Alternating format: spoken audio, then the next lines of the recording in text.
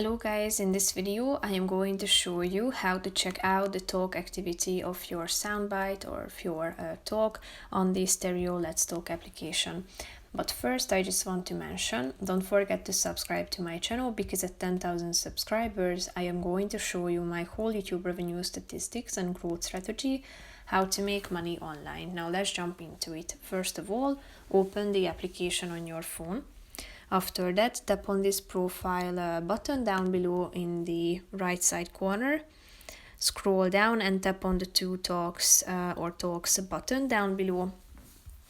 And then you should tap on this more button in the upper right corner of the relevant box of the talk that you are interested in, and then click on the talk activity button at the top.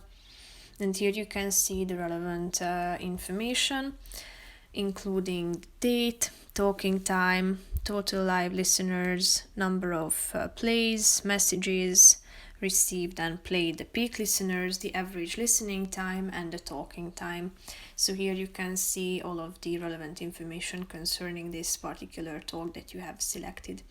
So that's pretty much it for this video, guys. See you in the next one. Bye bye.